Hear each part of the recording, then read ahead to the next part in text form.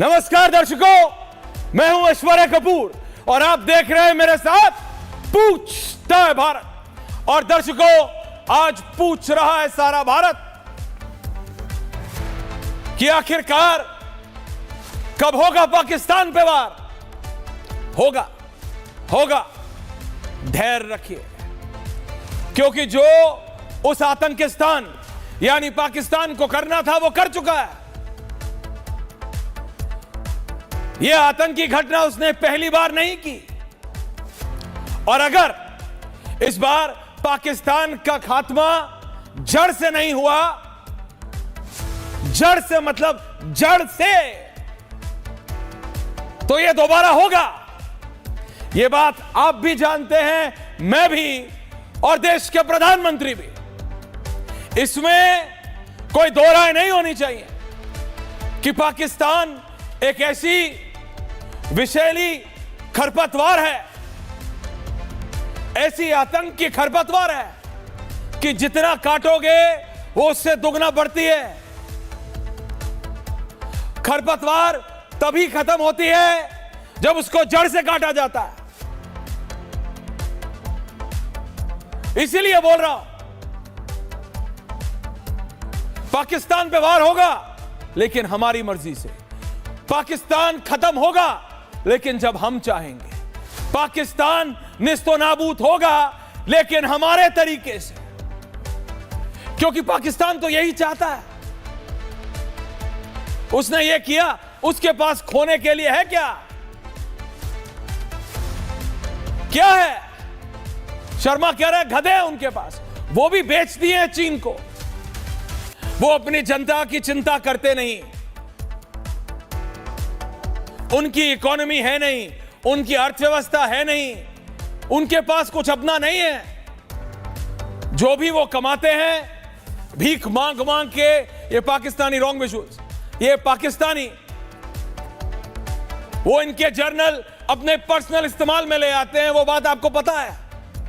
इसीलिए भारत का जवाब करारा होगा, और करारा लाइक हाउ। लेकिन ये सोशल मीडिया डिसाइड नहीं करेगा कि हमारा जवाब कब होगा। नहीं करेगा सोशल मीडिया डिसाइड। ये विदेश में बैठे लोग ये यूट्यूब पे, ये ग्रीन स्क्रीन पे बना देते हैं कि देखो भारत चुप बैठा है, पाकिस्तान ने कर दिया। क्या भारत घबरा गया? इस सब बकवास से ना भारत को कोई फर्क पड़ता है, ना भारत की जनता को और ना भारत की सरकार को। हम इनके कहने से डिसाइड करेंगे क्या? हमें अपनी इकोनॉमी देखनी है, हमें अपना देश देखना है, हमें 140 करोड़ भारतीयों के भविष्य को देखना है। लेकिन वार होगा, यह पक्का है, और ऐसा होगा कि यह दोबारा ना कर पाए, क्योंकि जितनी बार भी एयर स्ट्राइक, फेयर स्ट्राइक सब करके देख ली, इन पे सर्जिकल स्ट्राइक भी करके देख ली। ये वो खरपतवार है, इसको जब तक जड़ से नहीं नष्ट करोगे, ये फिर उससे दुगनी स्पीड से उगेगी। And they have proved it. गांव के जौहड़ में, तालाब में होते हैं ना वो बड़े बड़े पत्ते वाली खरपतवार, ये वो विषैली खरपतवार है पाकिस्तान। इसका आतंक खत्म करना है तो उसको जड़ से निपटाना है। लेकिन बिल्कुल भी इस मुगालफे में मत आइए।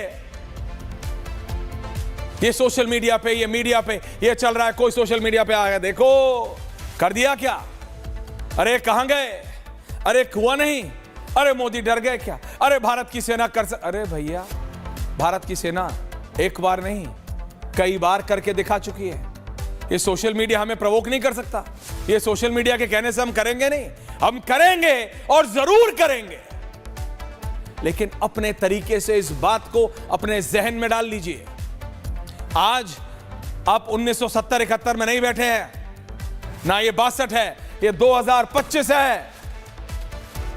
यहां हर चीज कनेक्टेड है। क्या आप ये नहीं जानते कि अमेरिका और चीन के बीच कैसा ट्रेड वॉर चल रहा है? और दुनिया से पूछिए आप कि अमेरिका के बाद सबसे बड़ी मार्केट, सबसे बड़ी स्टेबल जगह क्या है? कोई अंधा भी बोलेगा भारत। और ऐसे में क्या आपको नहीं पता कि चीन किसके साथ खड़ा है? चीन का ड्रैगन किसके गधे के साथ है? यह आपको मालूम है? कौन सा तीर कहां जुड़ रहा है उसको समझिए। यह हमारी अर्थव्यवस्था है, यह हमारे भविष्य की बात है, लेकिन इसका यह मतलब नहीं है कि ये आतंकी बच जाएंगे। We are not going to leave them at all, at any cost. दुनिया भारत की ओर नजरें गड़ाई बैठी है।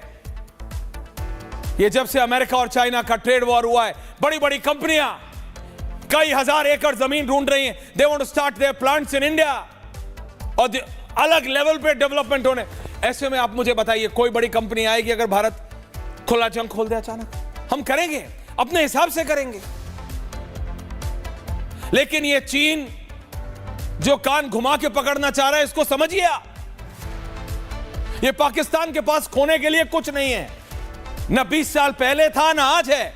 पाकिस्तान को कोई फर्क नहीं पड़ता, वो तो यही करता है, गधे की फार्मिंग है, गधा बेचता है, एंड दैट्स इट। लेकिन हमें तो सोचना है, और हमारे साथ साथ विश्व को भी सोचना है। I can see Sudhanshu Trivedi, मैं अगले 2 मिनट में जा रहा हूं, इन नेक्स्ट 1 मिनट में जा रहा हूं सुधांशु त्रिवेदी के। लेकिन मैं ये कह रहा हूं आपसे, ये जो तुर्की, can I have the map, ये इस समय आ गया है। और एस जयशंकर ने जो कल प्रतिक्रिया दी थी वो बहुत महत्वपूर्ण है कि the world needs to decide. दुनिया को अब निर्णय लेना है कि आप किस तरफ खड़े हैं। टर्की जो कर रहा है, तुर्की ये रखने से कोई ज्यादा पावरफुल नहीं हो जाता है। अर्दोगान साहब, अर्दोगान अभी भी पुतिन के पास ही जाते हैं जब उनको बचना होता है, और पुतिन भारत के साथ है। तुर्की ने अपनी नेवल फ्लीट भेज के कुछ उखाड़ नहीं लिया, neither they have proved anything। हां, टर्की के पास वेपनरी है, टर्की के पास टेक्नोलॉजी है। एक मैसेजिंग हो रहा है, तो टर्की हैज टू डिसाइड कि वो किसके साथ खड़ा है। अगर वो पाकिस्तान के साथ खड़ा है तो फिर ठीक है, we'll see, but at our own terms। ये सोशल मीडिया में जो है ना, नहीं अभी कर दो, नहीं कल कर दो, ये क्या है? ये किसी छुट्टी पे जाना है क्या कि नहीं अभी चलो? जंग की बात हो रही है। 140+ करोड़ का देश है। हम डिसाइड करेंगे अपने आप को स्टेबल करके कैसे इनको खत्म करना है, क्योंकि जब तक इस खरपतवार को सही से खत्म नहीं करेंगे, जड़ से ये वापस आएगा। आपने सर्जिकल स्ट्राइक करके देख ली, आपने एयर स्ट्राइक करके देख ली, आपने जंग करके देख ली, ये यही करते रहते हैं। इसलिए इसको मतलब जड़ से काम तमाम करना है, बट वील डू इट। इस सब के बीच में अर्दोगान करे तो करे, अर्दोगान अपनी फ्लीट भेजे पाकिस्तान के लिए तो भेजे। ये कांग्रेस के नेताओं को क्या हो जाता है सुधांशु जी? कहना सुधांशु त्रिवेदी विद मी, ये कहते हैं दिखाने के लिए सुधांशु जी कि हमने अपने नेताओं को बोल दिया है कि इस पे हम सरकार के साथ हैं, सरकार आगे बढ़ो। क्या इनको लगता है कि देश की जनता घास खाती है? उसको समझ नहीं आता कि वो अंडरहैंड चैलेंज कर रहे हैं कि बीजेपी ने अभी तक कुछ किया नहीं है। प्राइम मिनिस्टर कहते थे ओहो 56 इंच की छाती है, किया नहीं। ये भड़काने वाला काम करते हैं, लेकिन ये भूल जाते हैं कि हम अपने हिसाब से करेंगे ना। ये एक ट्रोल की तरह हो गए कांग्रेस पार्टी। देखिए वो नींबू मिर्चा से इनको दिक्कत है, इनको ताबीज बांधना है तो इनको प्लीज ताबीज भिजवा दीजिए आप, नहीं तो मैं भिजवा देता हूं। अगर इनको नींबू मिर्ची से इतनी दिक्कत है, मजाक बना दिया है सुधांशु जी। देखिए, बहुत दुख की बात यह है कि कांग्रेस के उत्तर प्रदेश के अध्यक्ष अजय राय जी राफेल के मॉडल के ऊपर उसको खिलौने की तरह दिखा के नींबू मिर्ची की बात कर रहे हैं। और ठीक उसी समय जब मात्र 24 घंटे पहले ठीक उसी पूर्वी उत्तर प्रदेश में गंगा एक्सप्रेसवे के ऊपर राफेल ने उड़ान भरी थी। यानी एक तरफ राफेल वो चीज दिखा रहा है कि जिससे पाकिस्तान डर रहा है। यानी ये मेरा इको हो रहा है, जरा इसको ठीक करा रहा हूं। तो पाकिस्तान की सेना भारत की सेना की इन कार्रवाइयों को डरी नजर से देख रही है। और मैं ईमानदारी से कहना चाहता हूं, हां, यह सच है, भारत के तमाम क्षेत्रों में एक मान्यता है कि नींबू मिर्ची बुरी नजर से बचाता है। तो आज भारत की सेना पर बुरी नजर कांग्रेस और इंडी गठबंधन के नेताओं की है, इसलिए वो एक के बाद एक ऐसे बयान देते हैं जो सेना का मनोबल गिराएं। कभी सर्जिकल स्ट्राइक की बात पूछते हैं चन्नी साहब, ये कोई छोटे मोटे नेता नहीं है, पूर्व मुख्यमंत्री हैं। तो कभी सिद्धारमैया जो वर्तमान मुख्यमंत्री हैं वो ये बात बोलते हैं, तो कभी कोई पुलवामा की बात करता है, तो कभी इनके सैफुद्दीन सोज जो कि कांग्रेस के जम्मू कश्मीर के अध्यक्ष रह चुके हैं, वो तो अपनी किताब में यहां तक लिख चुके हैं कि अगर मुशर्रफ ने कहा था कि कश्मीर को अलग हो जाना चाहिए तो कश्मीर को भारत से अलग कर देना चाहिए। मुझे लगता है ये कुल मिलाकर वैसा ही है जो मैंने आज प्रेस कॉन्फ्रेंस में भी ये बात कही थी कि अगर पाकिस्तान की सेना सीमा के उस पार से भारत की सेना पर गोलाबारी करती है इस प्रयास में कि शायद इससे सेना का मनोबल गिरे, तो कांग्रेस और इंडी गठबंधन के नेता भारत के अंदर से बैठकर बयानों की ऐसी गोलाबारी करते हैं जिससे भारत की सेना का मनोबल गिरे। और मैं यह भी बताना चाहता हूं कि कांग्रेस के प्रदेश अध्यक्ष जो ये बता रहे हैं, हां, ये सच है। जब हमारे रक्षा मंत्री जी राजनाथ सिंह जी उस समय फ्रांस गए थे तो उन्होंने रफाल पे स्वास्तिक बनाया था। कांग्रेस को पता होना चाहिए कि कोई भी मिर्ची लगी थी, बिल्कुल प्रयोग किया जाता है सेना। सुधांशु जी, कांग्रेस को तब भी बहुत मिर्ची लगी थी। प्रशिक्षित धार्मिक शिक्षक होते, नहीं, निश्चित रूप से मिर्ची लगेगी। और मैं ये नहीं, मगर मैं गंभीर बात कहना चाहता हूं जी, प्लीज। सेना में प्रशिक्षित धार्मिक शिक्षक रखे जाते हैं ताकि जब सैनिक प्रस्थान करें तो उनकी धार्मिक भावनाओं के अनुरूप जो वो शुभकामना जिस धार्मिक दृष्टि से चाहते हो, यानी जिसे शुभ अशुभ माना जाता है, वो पूरा किया जाए। अगर कांग्रेस को 60 साल इस देश पे हुकूमत करने के बाद यह बात नहीं पता है, यह मैं मानने को तैयार नहीं हूं। इसलिए आप इस तरह की बात करते हैं तो इसका मतलब सीधे सीधे आप सेना का मनोबल गिराने का प्रयास करते हैं। भारत की सेना में बाकायदा धार्मिक शिक्षक नियुक्त होते हैं। भारत की सेना की तमाम रेजिमेंट्स के जो युद्ध उद्घोष हैं वो विशुद्ध रूप से धार्मिक हैं। जैसे गलवान में हमारी जो सैनिक शहीद हुए थे वो बिहार रेजिमेंट के थे, बिहार रेजिमेंट का युद्ध उद्घोष है बजरंग बली की जय। गोरखा रेजिमेंट का युद्ध उद्घोष है आयोरी गोरखाली जय महाकाली। क्या ये बात करने का प्रयास करते हैं, स्वास्तिक का अपमान करने की बात करते हैं। इनके अंदर एक नफरत और हिकारत भरी हुई है। और युद्ध के इस संवेदनशील मौके पर जब पाकिस्तान ऑफिशियली ये कह रहा है कि इंडस वाटर ट्रीटी रोकने का मतलब युद्ध का ऐलान है, यानी जब पाकिस्तान कह रहा है युद्ध का ऐलान है, उस समय देखिए इनके मन के क्या अरमान है। मुझे लगता है भारत के इतिहास में ऐसे संवेदनशील समय में विपक्ष का ऐसा निंदनीय रवैया कभी देखने को नहीं मिला। कम से कम जब हम विपक्ष में थे तो कभी भी ऐसे सेंसिटिव टाइम में इस ढंग की हरकतें करता हुआ विपक्ष नजर नहीं आया था। कांग्रेस पार्टी को भाजपा से सीखना चाहिए कि एक जिम्मेदार विपक्ष की भूमिका कैसे निभाई जाती है। नहीं, लेकिन सुधांशु जी हमको समझना होगा। एक बात और बताना चाहता हूं जी, बोलिए बोलिए बोलिए जी, बोलिए जी, अब बात पूरी कीजिए धनालास। हाँ, मैं ये कह रहा हूं कि जब 2011 में नवाज शरीफ तत्कालीन पाकिस्तान के प्रधानमंत्री ने भारत के प्रधानमंत्री मनमोहन सिंह जी के लिए देहाती औरत जैसे कुछ शब्द बोले थे जो अपमानजनक थे, तो उस समय हमारे वर्तमान प्रधानमंत्री और उस समय गुजरात के मुख्यमंत्री मोदी जी ने दहाड़ कर कहा था कि कौन होता है पाकिस्तान का प्रधानमंत्री 125 करोड़ भारतवासियों के निर्वाचित प्रधानमंत्री के बारे में आपत्तिजनक टिप्पणी करने वाला। और एक आज का विपक्ष है। अटल बिहारी वाजपेयी जी 1995 में जेनेवा में इसी कश्मीर के मुद्दे पर पाकिस्तान प्रस्ताव लेके आ रहा था तो नरसिम्हा राव सरकार का पक्ष रखने के लिए नेता प्रतिपक्ष के रूप में गए, सरकार के प्रतिनिधिमंडल का नेतृत्व किया, कांग्रेस की सरकार का समर्थन किया और उसको पूरा क्रेडिट दिया। बेनजीर भुट्टो उस समय पाकिस्तान की प्रधानमंत्री थी, उन्होंने आके पाकिस्तान में कहा देखो ये भारत कैसा देश है जहां का नेता प्रतिपक्ष सरकार का समर्थन करता है, और एक हमारा देश है, यानी पाकिस्तान के लिए कहा, जहां के विपक्षी नेता सरकार पे आक्रमण कर रहे हैं। आज ठीक वही उल्टी स्थिति हो गई। जो 95 में पाकिस्तान का विपक्ष करता था वो आज भारत का विपक्ष कर रहा है। और मैं पुनः एक बात कहना चाहता हूं ऐश्वर्य जी कि इस लड़ाई में एक मामले में पाकिस्तान हमसे मजबूत है। वो क्या मामला है? वो मामला यह है कि पाकिस्तान में कोई विपक्षी नेता हो या सत्ता पक्ष का नेता, वो पाकिस्तान की सेना का मनोबल गिराता हुआ नहीं दिख रहा है।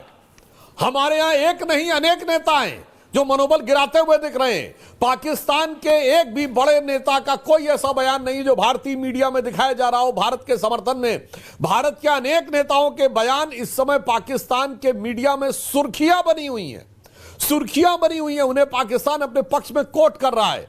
पाकिस्तान के मीडिया चैनलों में बैठकर वहां के राजनीतिक विश्लेषक इस स्तर के बयान दे रहे हैं कि वो भारत की पार्टियों और नेताओं का नाम लेके कह रहे हैं कि भारत में सब मोदी के साथ नहीं है। देखो ये उसमें कम्युनिस्ट पार्टी, कांग्रेस, ममता जी और जाने किस किस के नाम ले रहे हैं। ये सब हमारे साथ है। मतलब पाकिस्तान ये कह रहा है ये सब हमारे साथ है। नहीं, राहुल का हाथ पाकिस्तान के साथ तो बहुत समय से नहीं करना चाहिए था विपक्ष को। नहीं, लेकिन ये आप मुझे बात समझिए ना, ये सिर्फ रफाल या किसी एक जेट का या किसी एक फाइटर प्लेन की मौकरी नहीं है। ये हमारी भारतीय सेना की कैपेबिलिटी की मौकरी है और ये पहली बार नहीं हो रहा है। मेरी प्रॉब्लम ये है कि कांग्रेस पार्टी ये पहली बार नहीं कर रही है। ये कोई पॉलिटिकल थिएटर नहीं है, ये ब्रेजन मौकरी है इंडियन एयरफोर्स की, देश के प्रिपेयर्डनेस की, हमारी तैयारियों की। और पाकिस्तान, आप ठीक कह रहे, पाकिस्तान को तो मौका दे रहे हैं ना। पाकिस्तान के अपने बलोची नेता, उसका विजुअल चलाओ, वो बलोची नेता वहां बैठ के कह रहा है कि अगर भारत से जंग हुई तो बलोचिस्तान का एक एक बच्चा, बलोचिस्तान की एक एक बिटिया भारत की तरफ से लड़ेगी पाकिस्तान के खिलाफ। और यहां के नेता कह रहे हैं नींबू मिर्चा बांध दिया, बहुत दिक्कत हो गई, इनको ताबीज दीजिए, इनको वही सूट करता है। मैं आपको बता रहा हूं, मतलब ये भारत की एयरफोर्स का मजाक बना रहे हैं। What are they trying to do, मैं ये नहीं समझ पा रहा हूं। नहीं, इसमें समझने की जरूरत नहीं है। ये जो कांग्रेस के नेता कर रहे हैं वो आदतन कर रहे हैं, फितरतन कर रहे हैं, शरारतन कर रहे हैं। इससे पहले भी जब बालाकोट स्ट्राइक हुई थी तो भारत सरकार के किसी मंत्री ने प्रेस कॉन्फ्रेंस नहीं की थी, एयरफोर्स ने प्रेस कॉन्फ्रेंस की थी। तब इन्होंने कहा था सबूत दीजिए कि बिल्डिंग गिरी थी कि पेड़ गिरे थे, आदमी मरे थे कि कौवे मरे थे, इस ढंग के बयान आए थे। जब सर्जिकल स्ट्राइक हुई थी तो भारत की सरकार के किसी मंत्री ने बयान नहीं दिया था, आर्मी के डायरेक्टर जनरल मिलिट्री ऑपरेशन ने बयान दिया था। तब सर्जिकल स्ट्राइक और जाने क्या क्या कह के इन लोगों ने भारत की सेना का मनोबल गिराने का प्रयास किया था। और मैं ये भी कहना चाहता हूं, आपके जो लाखों दर्शक देख रहे हो, कृपया इसको सोचिए, दुनिया के किसी भी देश में विपक्ष ऐसा देश विरोधी रवैया नहीं अपनाता है। जब अमेरिका ने ओसामा बिन लादेन को मारा तो उस समय किसकी सरकार थी? बैरक ओबामा की सरकार थी, डेमोक्रेटिक पार्टी की। किसी रिपब्लिकन नेता ने नहीं कहा कि मुझे इसका सबूत दीजिए, मुझे बताइए कहां मारा गया है, किस जगह घर के दरिया किया गया है, ओसामा का कहां पर हमारे पास फोटो है। और जब अमन अल जवाहिरी को मारा गया तो डोनाल्ड ट्रंप की सरकार थी, रिपब्लिकन की सरकार। किसी डेमोक्रेटिक नेता ने नहीं कहा कि मुझे अमन अल जवाहिरी के मारने का सबूत दीजिए, और यहां पर सबूत मांगते हैं। इसीलिए मैं एक लाइन में कहना चाहूंगा कि हम कभी नहीं हारे हैं दुश्मन के छल छंदों से, हम तो सदा ही हारे हैं अपने घर के जयचंदों से। अफसोस की बात यह है कि दुख की बात है कि जयचंद और मीर जाफर उस दौर में भी होते थे, वही मनोवृत्ति आज भी कहीं ना कहीं दिखाई पड़ रही है। अन्यथा मेरे जो विपक्ष के मित्र बैठे हैं, दुनिया का एक बड़ा देश बता दें जो भारत के समकक्ष हो, जहां युद्ध जैसी स्थिति में वहां का विपक्ष इस ढंग का बयान देता हो। और शर्म तो यह आनी चाहिए, पाकिस्तान में ऑल पार्टी मीटिंग हो रही है और संसद के संयुक्त सत्र में एक नेता नहीं है जो भारत के पक्ष में बोल रहा हो, एक नेता नहीं वहां की वाहियात आर्मी का समर्थन करता हुआ विपक्ष में बोलता हुआ नजर आ रहा हो। मगर हमारे यहां नाना प्रकार के सवाल उठाते हुए नजर आ रहे हैं। नहीं, बट मैं इससे भौचक्का नहीं हूं रत्नाकर त्रिपाठी जी, फराज किदवई जी, अंसार रजा साहब, जुनैद हैरिस साहब। ये स्ट्रैटेजिक ब्लंडर छोड़िए, ये अंडरमाइनिंग मिलिट्री मोरल छोड़िए, ये एक पैटर्न है, ये पैटर्न है। आपको तेजस याद है रत्नाकर जी, तेजस का कैसे आप लोगों ने विरोध किया था? आपको याद है राहुल गांधी ने कैसे डिवाइड किया था आर्मी को on the basis of caste? आपको याद है कैसे पहले सीडीएस के ऊपर टिप्पणी की थी? याद है कि आपको भूल गए? संदीप दीक्षित जी का याद है कि नहीं? ये आप क्यों करते हैं?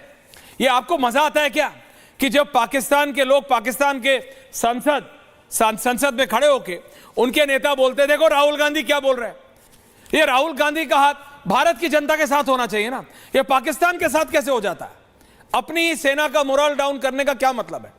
आपको बीजेपी से पॉलिटिकल ब्राउनी पॉइंट्स लेना है रत्नाकर त्रिपाठी जी, वो आप ले लीजिए अलग से।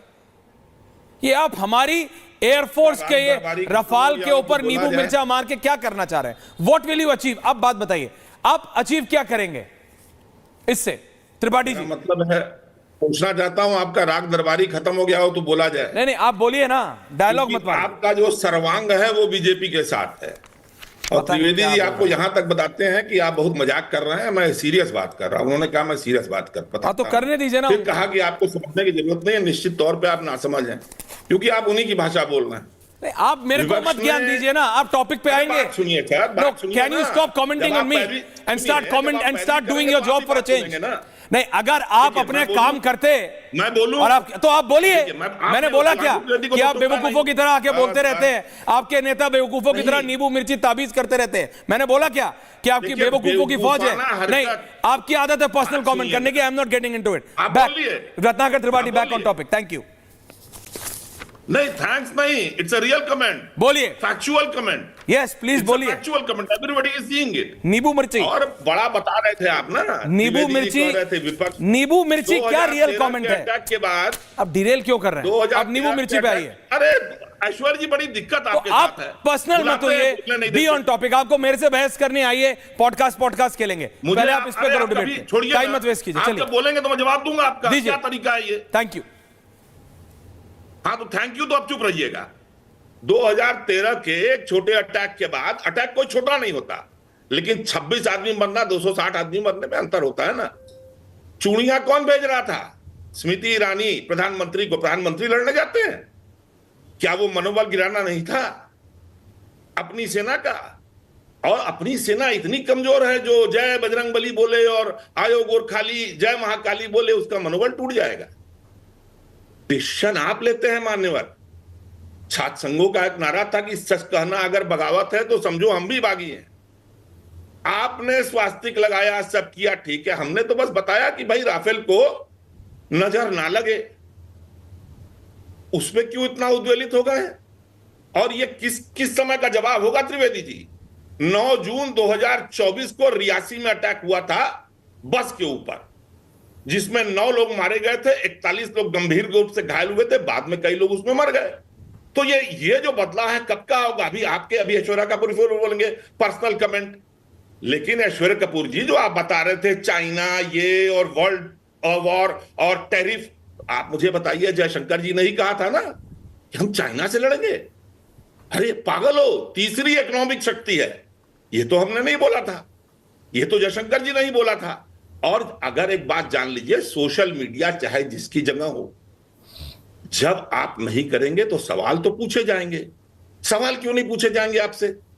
आप मुझे करेंगे। बताइए, का वर्षा जब किसी आप क्या चाहते हैं? आपसे पूछ के करें? आप करेंगे? आप सुनिए, बात सुनिए ना। उन्होंने बहुत देर बोले हैं। बोलिए बोलिए, आप वो बोलिए। बहुत देर बोले, बोलने दीजिए मुझे। आप हर चीज में एयरफोर्स को और सेना को क्या ले आते हैं कि उसका मनोबल गिर रहा है? सरकार क्या सेना है या सेना सरकार है? दो में से क्या है बताइए मुझे। अरे जनरल बख्शी ने आपके चरणन पे डॉक्टर अर्नब गोस्वामी से कहा कि किस बुद्धिमान का यह निर्णय था कि 1,80,000 सेना कम हो गई सैनिक? किस बुद्धिमान का यह निर्णय था कि जो 2 लेयर देखते थे फ्रंट पे, वो 7 लेयर देख रहे हैं हमारे सैनिक? तो क्या वो सेना का मनोबल गिरा रहे थे? आपके यहां जो बोलते हैं मेजर गौरव, वो हर जगह घूम के कह रहे हैं कि 78 साल में कुछ भी नहीं हुआ पाकिस्तान के खिलाफ, बांग्लादेश खा जाते हैं। आपने वो बोलते हैं कि आपने जो स्ट्राइक की उसमें जैश मोहम्मद के कैंप नष्ट हुए, असली करपिट पाकिस्तान है। आपने भी बोला कि खरपतवार पाकिस्तान है। तो हम तो बोलेंगे ना कि आप पाकिस्तान पे हमला कीजिए। विपक्ष इसीलिए ना आपके साथ है। हम तो सुषमा स्वराज के शब्दों में पूछ रहे हैं ना, तू इधर उधर की ना बात कर, ये बता कि कारवां कैसे लूटा, ये बता कि हमला कैसे हुआ। ये क्यों बताएंगे आप? आप तो पठानकोट एयरबेस की जांच कराते हैं ISI से, पाकिस्तानी मिलिट्री से, तब तो आपको नहीं लगता। और अटल बिहारी वाजपेयी जी और सलमान खुर्शीद जी जब जाते हैं ना UN में, तो यहां की सरकार भेजती है, खुद वीजा लेके नहीं जाते हैं। विश्वास था। माननीय अटल बिहारी वाजपेयी जी ने जिस दिन सरकार जा रही थी, तो अंतिम दिन यही कोट किया था कि आप लोग कहते हैं आप आदमी सही है, गलत पार्टी में, तो इस सही आदमी का आप क्या करना चाहते हैं? हाँ, वो आदमी सही थे, सब कहते थे। ओके। आप क्या, कौन सही करता? आप बोल रहे हैं 26/11/2008 को जब मुंबई में अटैक होता है, तो 700 मीटर दूर पे प्रधानमंत्री गरिया रहे होते हैं सरकार को, प्रधानमंत्री को, और आप कहते हैं हम सपोर्ट करते हैं। अरे प्रश्न तो उठेंगे त्रिवेदी जी। प्रश्न क्या आप उठेंगे। अक्टूबर का इंतजार कर रहे हैं जब ओके, बिहार का सुधांशु चुनाव हो जी। जाए उस समय आप स्ट्राइक देंगे? Okay okay Ratnakar ji, Sudhanshu Trivedi is counter and can have all four. Sudhanshu Trivedi versus 4। Thank you. Okay Ratnakar ji. आप देखिए, जो रत्नाकर त्रिपाठी के मुंह से निकला वो कांग्रेस की दिल में छुपी हिकारत की फितरत की हसरत कैसे सामने आई। इन्होंने भारतीय सेना के रेजिमेंटों के युद्ध उद्घोष को कैसी हिकारत भरी भाषा में कहा। आप कह रहे हैं कि कोई कहेगा बजरंग बली की जय, अरे बिल्कुल बोला जाता है।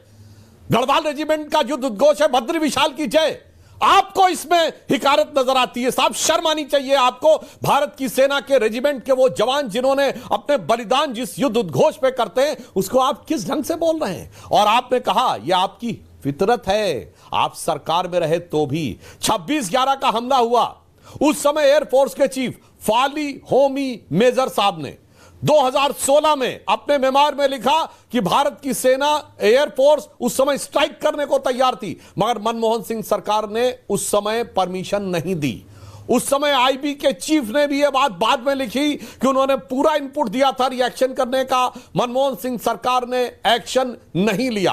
अब दूसरी बात, सब प्रमाण बोल रहा हूं, आप लोग तरह नहीं कि आपने लच्छेदार बातें क्यों फिर चले गए। अब सुनिए, बैरक ओबामा ने अपनी किताब द प्रॉमिस लैंड में 2010 की अपनी भारत यात्रा में मनमोहन सिंह जी से बात के आधार पर लिखा कि 26/11 के हमले के बाद भारत की सेना कार्रवाई करना चाहती थी, मगर मनमोहन सिंह सरकार ने उसे कार्रवाई करने से रोका और उसका कारण बताया। वो सारे दर्शकों को कान खोल के सुनना चाहिए, क्योंकि उसको लगता था, यानी कांग्रेस सरकार को लगता था कि पाकिस्तान के विरुद्ध कार्रवाई करने से एंटी मुस्लिम सेंटीमेंट पैदा होगा जो बीजेपी को राजनीतिक लाभ दे सकता है। मैं पूछना चाहता हूं आज रत्नाकर त्रिपाठी जी से कि पाकिस्तान पे कार्रवाई करने से एंटी मुस्लिम सेंटीमेंट कैसे पैदा होता है।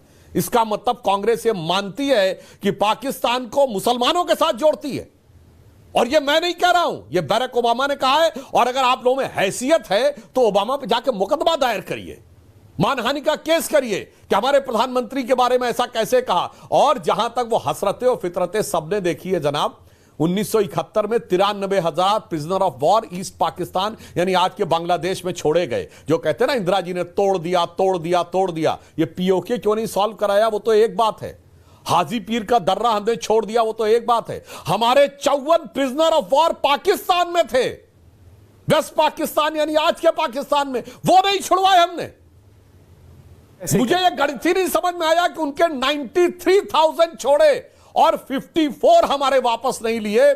इसीलिए मैं आपसे कहता हूं, आपने बिल्कुल सही कहा, अटल बिहारी वाजपेयी जी से लेकर प्रधानमंत्री नरेंद्र मोदी जी तक सबने उस मौके पे, और 26/11 के हमले के बाद फिर मैं दर्शकों से कहता हूं, क्या इन्होंने शर्मनाक काम किया। सिर्फ 9 महीने बाद जुलाई 2009 में शर्म शेख में पाकिस्तान से ज्वाइंट डिक्लेरेशन साइन किया। उस ज्वाइंट डिक्लेरेशन में बलूचिस्तान को हिस्सा माना, यानी यह मान लिया कि बलूचिस्तान में हमारा इन्वॉल्वमेंट है। और उसके बाद उसमें क्या लाइन लिखी गई कि शांति वार्ता आतंकवाद के हमलों से प्रभावित नहीं होगी।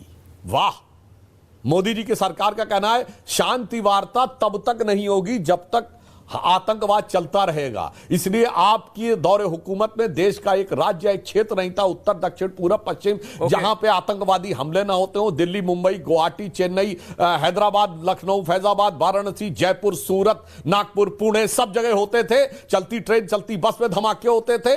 अब वो दौर चला गया है। इसीलिए मैं कहना चाहता हूं, आप सेना का मनोबल वहां रहते हुए भी गिराते थे, सत्ता में रहते हुए कार्रवाई नहीं करने देते थे। एंटोनी का फ्लोर ऑफ द हाउस पे दिया गया बयान है कि चाइना के बॉर्डर के ऊपर हमने इंफ्रास्ट्रक्चर नहीं बनाया, यह हमारी पॉलिसी थी। ये तो ऑन रिकॉर्ड है। एक एंटनी थी, मैंने एक नहीं एक दर्जन उदाहरण कोट किए हैं। अब अगर जवाब दीजिएगा तो फैक्ट पे उदाहरणों के साथ सुधांशु जी, और फिर मैं आ रहा हूं बाकियों के पास। अंसार साहब आ रहा हूं, फराज किदवई जी आ रहा हूं। रत्नाकर जी 30 सेकंड इंटरवेंशन। पहले तो माननीय सांसद जी कान ठीक कर लीजिए। मैंने कहा था कि जो सेना जय बजरंग बली और आयो गोरखाली महाकाली जय महाकाली का उद्घोष करती हो वो कायर नहीं होती है, उसका मनोबल किसी के कहने से नहीं गिरता है। इसलिए शब्दों को तोड़िए मरोड़िए मत। आज दूसरी चीज, आप मुझे यह बताइए कि इतनी देर से आप इस बात को बता रहे थे, 2 जनवरी 2016 को जब पठानकोट हमला हुआ उसके बाद आपने पाकिस्तानी आर्मी और आईएसआई को बुलाया, फिर आपने वार्ता की, यह भी ऑन रिकॉर्ड है। 93,000 सैनिक हमने छोड़े, 54 नहीं आ पाए। आप कहते हैं जो बचे हैं आप ले आइएगा। और दूसरी बात, जिस दिन 93,000 टन लेकर के और बांग्लादेश को या पाकिस्तान को तोड़ दीजिएगा, उस दिन बोलिएगा कि कांग्रेस ने किया क्या क्या नहीं किया। और अभी क्या, अभी तो आप सत्ता में है ना मान्यवर। जब आपकी सत्ता जाएगी, 2016 में मनमोहन सिंह सत्ता में नहीं थे, तो निश्चित तौर पे जानिए कई air marshal, vice marshal, general ये भी लिखेंगे कि किस तरह से आपने उपयोग किया सेना का, किस तरह से आपने सेना का मनोबल तोड़ा। इसी कश्मीर में मोदी जी ने रैली में कहा कि ये पहला मौका है 30 साल में जब सेना ने प्रेस कॉन्फ्रेंस करके मारा कि आपके जो 2 नौजवान मरे हैं वो सेना की गलती से मरे हैं, और सेना को जो उन नौजवानों को जिन्होंने नौजवानों को मारा उनको सजा मिली। ओके सुधांशु, आप मुझे बताइए। ओके सुधांशु, मैं हमारे यहाँ की सेना रत्नाकर जी, ठीक, आप ये कहना चाहते हैं मोदी ओके रत्नाकर जी, मैंने 30 सेकंड आपने अभी तक बाकी लोग डिबेट में आए नहीं है। सुधांशु जी आ रहा हूं। समाजवादी पार्टी के फराज किदवई जी, फराज साहब आपको राइट टाइम पता होना चाहिए ना कि कब कांग्रेस से अलग होना। अखिलेश यादव कहते हैं कि हम देश के साथ खड़े हैं, देश के साथ खड़े हैं। आपसे एक भी बार तो बोला नहीं जाता कि ये कांग्रेस का नेता क्या बोल रहा, कि ये कांग्रेस के नेता ये रफाल पे नींबू मिर्ची लगा के जो मजाक बना रहे हैं ये हमारी फोर्सेस का मजाक है और आप इसके साथ खड़े हैं। फराज किदवई साहब कैसे, कहां समाजवादी, ये कैसा समाजवाद है? देखिए ऐश्वर्या जी, मैं तो देख के परेशान हूं, वही तो कह रहा हूं, क्यों दिखा रहे हैं यहाँ पे? समाजवादी पार्टी का एक बिल्कुल क्लियर स्टैंड है कि कोई भी ऐसा बयान जिससे देश या देश की सेना या देश के मनोबल पे अगर कोई फर्क पड़ता हो तो उस तरह के बयान चाहे जो पार्टी दे या देश की संस्थाएं, चाहे सुप्रीम कोर्ट हो, अगर उस पर कोई बयान देता है तो उससे बचना चाहिए, चाहे निशिकांत दुबे जी हो या चाहे कोई हो। देखिए अभी सुधांशु त्रिवेदी जी ने बड़ी एक अच्छी कविता सुनाई। प्रॉब्लम क्या है सुधांशु जी, आप तो सांसद भी हैं, कि अगर आज भारत का विपक्ष अगर सरकार के ऊपर कुछ प्रश्न उठाता है या एक विसिल ब्लोअर का काम करता है तो आप फौरन बोल देते हैं कि साहब देश विरोधी, देशद्रोही, ब्ला ब्ला ब्ला ब्ला। आपने एक कविता सुनाई सुधांशु जी, एक शेर सुन लीजिए कि माली का मुखालिफ हूं मैं, शहदाए चमन हूं, सरकार का दुश्मन हूं, वफादारे वतन हूं, माली कभी रुतबे में चमन हो नहीं सकता, सरकार का मतलब तो वतन हो नहीं सकता। सुधांशु जी ने आप प्रॉमिस लैंड 2020 की बात की, बराक ओबामा की बात की। ऐश्वर्या जी, हमको डिसाइड करना पड़ेगा, ये डिसाइड करना पड़ेगा कि बराक ओबामा की लिखी हुई किताब या वीडम इंस्टीट्यूट की रिपोर्ट ये हम मानेंगे कि नहीं मानेंगे। और अगर आप प्रॉमिस लैंड 2020 को मानेंगे तो उसी किताब में बराक ओबामा ने लिखा है कि क्या there was a trace of religious and ethnic intolerance in prime minister Modi's eyes. क्या सुधांशु जी ये मानेंगे या ये कहेंगे कि नहीं ये बराक ओबामा ने गलत लिखा और वो बराक ओबामा ने सही लिखा? क्षिति सिंहपुर में जब अटल बिहारी वाजपेयी जी इस देश के प्रधानमंत्री थे सन 2000 में 25 सिखों का कत्लेआम होता है धन पूछकर। उसके बाद हिलरी क्लिंटन एक किताब है the mighty and all mighty, उसकी प्रस्तावना में द हिलरी क्लिंटन क्या लिखती है जाकर के सुधांशु जी पढ़ लीजिएगा। तो पहले ये डिसाइड कर लीजिए कि बराक ओबामा की किताब, हिलरी क्लिंटन की प्रस्तावना, इसको हम मानेंगे कि नहीं मानेंगे। दूसरी बात, मैं एक बात कहना चाहता हूं कि 2013 में जब हमारे आदरणीय प्रधानमंत्री जी इस देश के प्रधानमंत्री नहीं थे, वो गुजरात के मुख्यमंत्री थे, तो क्या बोला था उन्होंने कि प्रॉब्लम भारत की सीमाओं पर नहीं है ऐश्वर्या जी, प्रॉब्लम हमारे देश की सरकार में है। क्या बोला था कि हमारी सरकार पॉलिसी पैरालिसिस की शिकार है। सुधांशु जी जाइएगा आर्काइव्स में पढ़िएगा कि डॉन ने उसके बाद में क्या लिखा था। उसने लिखा था कि भारत के एक वजीर आला, वजीर आजम नहीं लिखा था, भारत की स्टेट के एक वजीर आला ये कहते हैं कि प्रॉब्लम पाकिस्तान के साथ नहीं है, प्रॉब्लम भारत की सरकार के साथ है। जब गलवान में हमारे 20 जवान शहीद हुए तो आदरणीय प्रधानमंत्री जी ने क्या बोला, ना वहां तो कोई आया है, ना कोई गया है, ना किसी ने हमारी पोस्ट कैप्चर की है। उसके बाद चाइना का ऑफिशियल न्यूज़पेपर ग्लोबल टाइम्स क्या लिखता है ऐश्वर्या जी, क्या लिखता है सुधांशु जी, कि भारत के प्रधानमंत्री जी ने यह एक्सेप्ट किया है कि हमने भारत के अंदर कोई घुसपैठ नहीं की, गलवान हमारा है। जाइएगा ग्लोबल टाइम्स से पढ़िएगा सुधांशु जी, क्या बात करते हैं आप। और फिर आ जाते हैं आप बात में, अरे हम तो कह रहे हैं कि हम आपके साथ हैं, आप आगे बढ़िए। हम ये भी नहीं कह रहे हैं कि जल्दबाजी करिए, इस काम में जल्दबाजी बिल्कुल नहीं होनी चाहिए। That's right. जो भी आप काम करेंगे आपके हम साथ हैं, लेकिन विसिल ब्लोअर वाला हम सुधांशु जी काम करेंगे, हम बताते रहेंगे कि सुधांशु जी यहां पर सुधांशु त्रिवेदी इस काउंटर, सुधांशु त्रिवेदी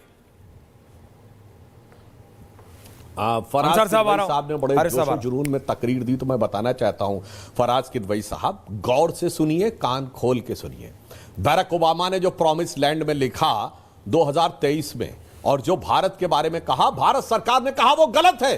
कांग्रेस की चोरी हैसियत हुई कि वो कहे कि जो बैरक ओबामा ने लिखा है मनमोहन सिंह के बारे में वो गलत है।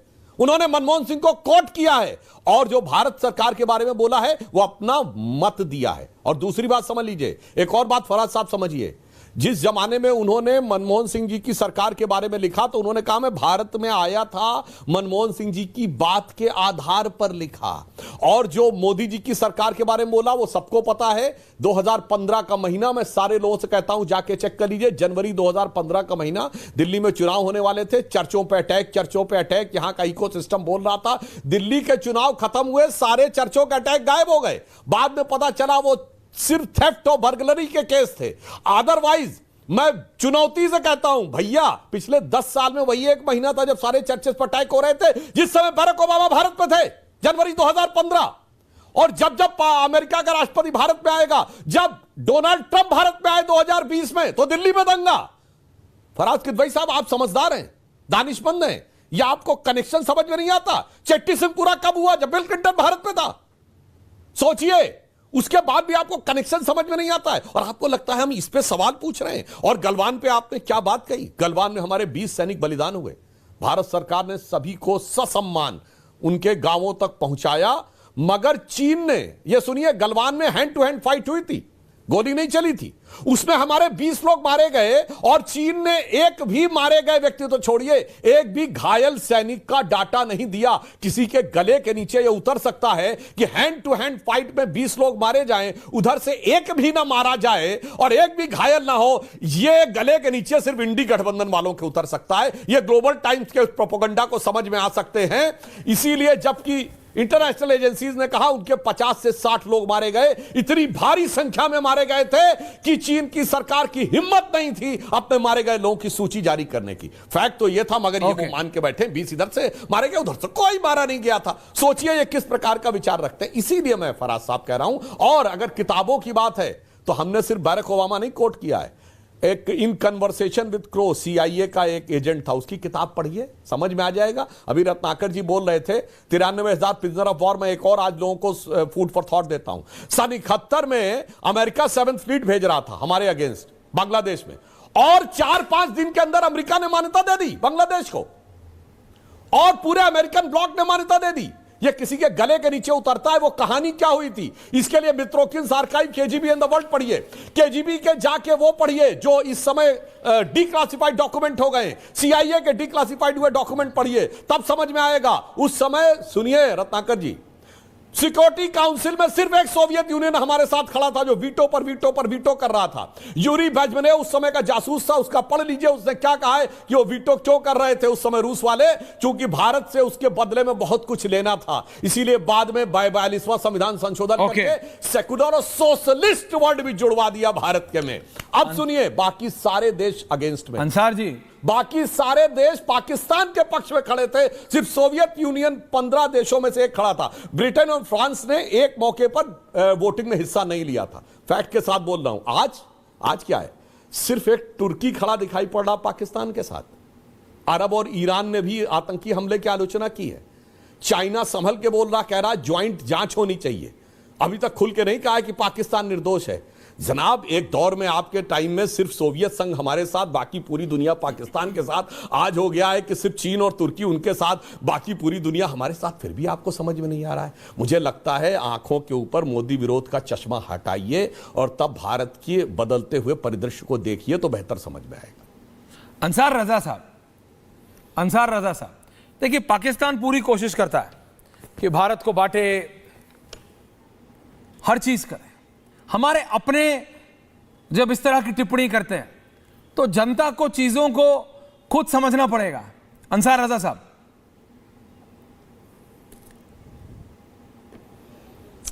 ऐश्वर्या जी, 22 मिनट तक बीजेपी ने प्रेस कॉन्फ्रेंस कर दी और जो 11 साल से सुधांशु त्रिवेदी साहब और भाजपा बोलती चली आ रही, वही सारी चीज़ें आज उन्होंने बोली। उन्होंने ये क्लियर करके नहीं बताया है कि जो हमारे 26 बेगुनाह लोग मारे गए हैं, ये आतंकवादी, ये जालिम घुसे कैसे। और इनको क्या सजा मिलेगी। हम जितना जानते हैं कि विदेश रत्नाकर की जी जो आ रहा हूं। पॉलिसी होती है वो जज्बात से नहीं होती है। हमको अपनी सरकार पर भरोसा है कि वो मुंह तोड़ जवाब पाकिस्तान को देगी, चाहे आज दे, कल दे, परसों दे। हमें भरोसा रखना चाहिए और हमको अपनी सेना पर और अपनी सरकार पर, पूरे देश को भरोसा है कि हम मुंह तोड़ जवाब पाकिस्तान को देंगे और उसको ऐसा जवाब देंगे क़यामत तक वो याद रखेगा। लेकिन मुझे लग रहा है कि सुधांशु त्रिवेदी जी ने जो 22 मिनट तक बोला है, कोई एक ऐसी बात, बराक ओबामा, कांग्रेस, अरे सर मसला इस वक्त देश का है, मसला इस वक्त हिंदुस्तान के नागरिकों का है सर। हमें बराक ओबामा से लेना देना नहीं है कि बराक ओबामा ने हमारे भारत के बारे में, हमें नहीं जरूरत है किसी की। हमारा भारत सक्षम है पाकिस्तान से लड़ने के लिए। उर्की तुर्की क्या होता है, ये पाकिस्तान का क्या कर लेंगे ये। मेरे सिर्फ कहने का मकसद ये है सुधांशु त्रिवेदी जी, मुल्क इस वक्त आपको हसरत की नजर से देख रहा है। गलती मानिए और जब मौका मिले तब पाकिस्तान पर अटैक कीजिए, नंबर 1। दूसरी चीज, आज अजय राय ने जो तमाशा किया है ये कांग्रेस के लिए ठीक नहीं है। कांग्रेस पार्टी को चाहिए कि अजय राय की इस हरकत पर उनको पहले तो प्रदेश अध्यक्ष पद से हटाना चाहिए।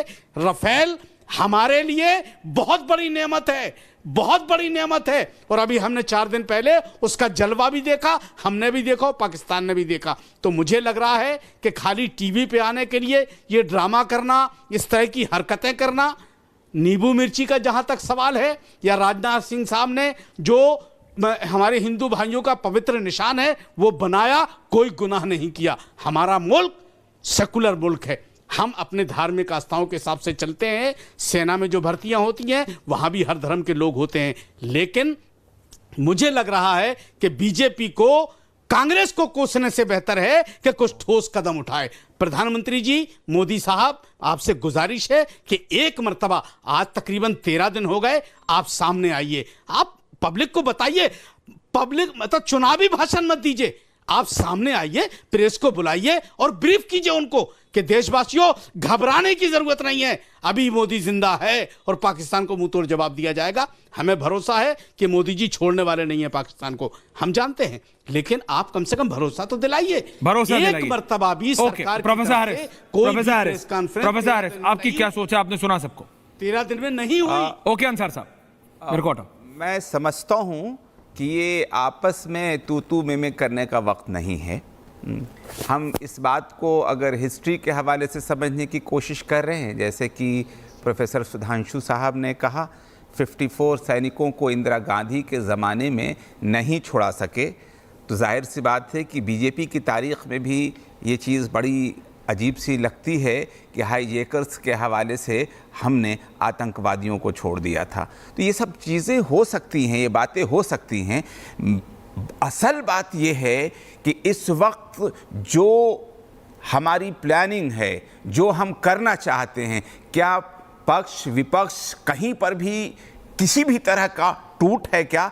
हम सब चाहते हैं कि हमारे लोगों को, जिन लोगों ने मारा है, हम उससे कायदे से बदला ले सकें। इस मामले में हमें सोचना चाहिए। मैं समझता हूं कि ये वक्त इस चीज़ का है, इस चीज़ का नहीं कि किसने कौन सा शब्द इख्तियार किया। और मैं समझता हूं कि नीयतों पर भी शक नहीं करना चाहिए। सवाल ये पैदा होता है कि अगर किसी को लगता है कि सरकार की ये पॉलिसी, हम जो बदला लेना चाहते हैं, हम उस सिलसिले में ये सही दिशा नहीं है, बल्कि ये दिशा ये होना चाहिए। अगर इस सिलसिले में अगर कोई बात कोई कह देता है तो उसको देश विरोधी और ये कुछ और कह करके, मैं नहीं समझता हूँ कि हमें आपस के इस तरह के माहौल को क्रिएट करना चाहिए। बेहतर ये है कि हम अपनी स्ट्रेटजी के मुताबिक हमें अगला कदम क्या उठाना है। अगर इस सिलसिले में आवाम से कुछ चाहते हैं तो वो अपील करें, और अगर सैनिक, जाहिर सी बात है कि हमारे प्राइम मिनिस्टर ने तीनों जो हमारी जो सैनिक, जो हमारी जो पूरी की पूरी वो है, उसको आज़ादी दे रखी है, हमें या तो इसका इंतज़ार करना चाहिए, और अगर आवाम से कुछ चाहते हैं तो उसको मांगना चाहिए कि हमें क्या करना चाहिए। मैं समझता हूं कि विपक्ष इस मामले में साथ है। हम अगर इस तरह के मुद्दों पर सुधांशु जी जैसे कि उलझाने की कोशिश कर रहे हैं, मैं नहीं समझ पा रहा हूँ कि बहुत ही मुनासिब अप्रोच है। Sudhanshu Trivedi, final comments. रत्नाकर जी आ रहा हूँ एंड में। सुधांशु जी, अंसार साहब को सुना आपने? देखिए प्रोफेसर साहब को भी जो हैरिस साहब ने कहा और मौलाना अंसार रजा ने कहा, साहब आप क्या एक्सपेक्ट कर रहे हैं कि कैसे करेंगे, क्या करेंगे, ये टीवी के ऊपर बताया जाएगा? आपको तो छोड़िए, मुझे भी नहीं पता होना चाहिए। हमारी सरकार वो नहीं है जो इनकी यूपीए की सरकार थी कि 26/11 का हमला हाफिज सईद ने कराया, ये गवर्नमेंट ऑफिशियली कहती थी, और इनके एक मेंबर ऑफ पार्लियामेंट और जनरल सेक्रेटरी जो कि राहुल गांधी के राजनीतिक गुरु माने जाते थे, वो कहते थे आरएसएस ने कराया है।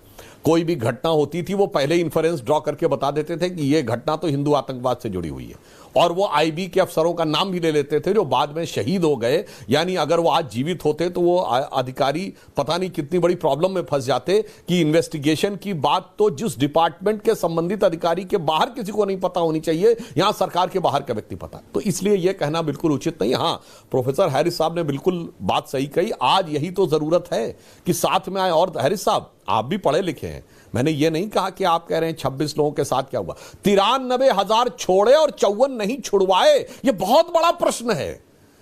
ऐसी कौन सी मजबूरी थी कि 93,000 छोड़ने के बाद आप 54 नहीं छुड़वा पाए? इसलिए वो बात छोड़िए, आज मैं सिर्फ ये कहना चाहूंगा, आज हमें केवल एक संकल्प लेना चाहिए कि दुनिया में कोई भी देश ऐसा नहीं है जो आतंकवाद से लड़ता हो और विपक्ष वहां दो प्रकार के व्यू रखता हो।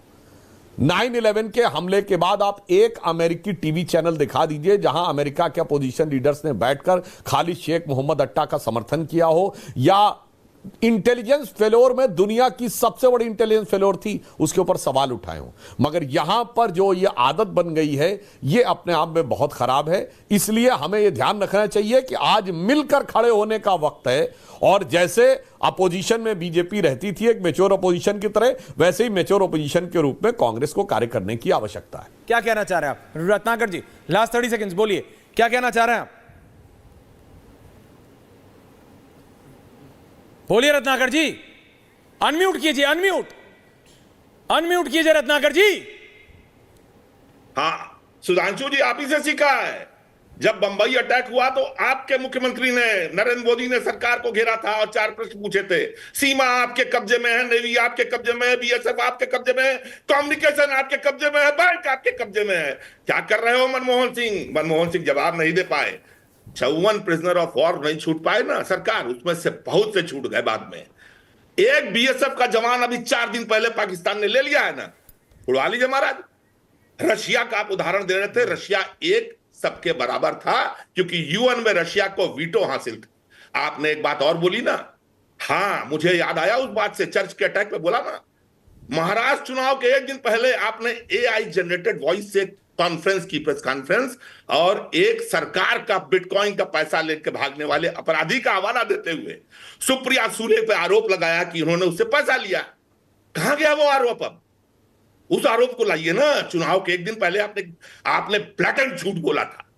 और एक बात जान लीजिए रत्नाकर जी, जान ली जितनी बात कांग्रेस का देख रहे हैं, नहीं है जो प्रधानमंत्री Faraz Kidwai, 5 second, thank you, समझ नहीं आता है। देखिए ऐश्वर्या जी, मैं सुधांशु जी की एक बात से सहमत हूं। 1 लाइन आंसर। हाँ, सुधांशु जी ने अभी 9/11 के हमले का जिक्र किया, और उसके बाद अमेरिका ने पाकिस्तान में घुस के उसामा बिन लादेन को मारा। सुधांशु जी, हम आपके साथ हैं, हाफिज सईद को घुस करके मारिए। ये जो अंडरहैंड, हर तरह से हम साथ में हैं आपके, पता है। लेकिन सिर्फ एक बात, कितने साथ हो आप? बोलिए 10 ही है, टाइम मत वेस्ट करो ऐश्वर्या, बोलिए। देखिए, जिस तरह से अमेरिका ने 9/11 के बाद सबक लिए, क्या हमने उरी के बाद कोई सबक लिया?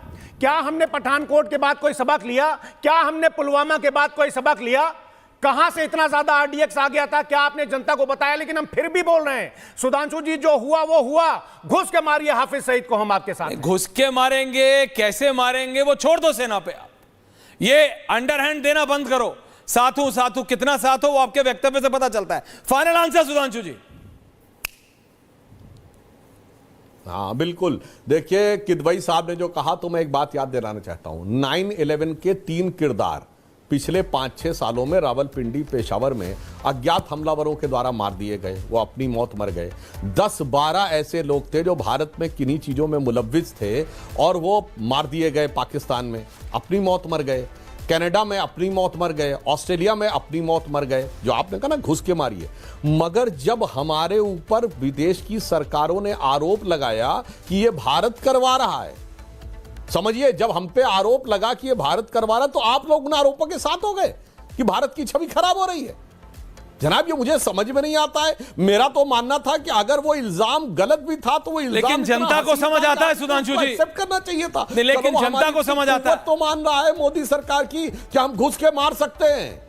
मेरे जनता भाई, को इसीलिए समझ मैं आ रहा कहना है। चाहता हूं, चाहे घुस के मारिए कहिए और चाहे खड़े होके मारने की बात कहिए, मगर ईमानदारी से अपने ईमान के साथ रहिए और देश की मनोबल और देश की सेना के मनोबल को गिराने का प्रयास मत करिए। मेरा सिर्फ यह कहना है, क्योंकि आपकी फितरत ये रही है। मैं आपके जमाने की, कांग्रेस जमाने की एक लाइन कह के बात खत्म करता हूं। इनकी विदेश नीति ये रही कि जंग के मैदान पर सेना जीतती रही और राजनीति के, कूटनीति के टेबल पे सब कुछ हारते रहे। एक पंक्ति में कहता हूं, चीन छीन देश का गुलाब ले गया। नेहरू जी के लिए कहा गया, गुलाब लगाते थे क्योंकि वो चीन के विदेश नीति के चक्कर में वो चले गए। चीन छीन देश का गुलाब ले गया, ताशकंद में वतन का लाल सो गया और ये सुलह की शक्ल को संवारते रहे और जीतने के बाद बाजी हारते रहे। पॉइंट टेकन, ये समझिए, करेंगे हम। बहुत बहुत धन्यवाद आप सबका। लेकिन समय हमारा होगा, तरीका हमारा होगा। ये खरपतवार है पाकिस्तान, जैसा मैंने कहा। ये सोशल मीडिया पे और विपक्षी नेताओं के ब्रवाडो पे मत जाइए। अरे मोदी जी हम आपके साथ है, पता है कौन किसके साथ है, कितना। 140 करोड़ भारतीयों का देखना, ऐसे नहीं हो रहा है। काम हो रहा है, काम हो रहा है, ऐसे नहीं। 7 मई को कई राज्यों में मॉक ड्रिल कराई जा रही है, ऐसे ही नहीं, चीजें हो रही हैं। सो स्टे काम, थोड़ा पेशेंट रखिए, थोड़ा धैर्य रखिए। बहुत बहुत धन्यवाद आप सबका। Thank you very much.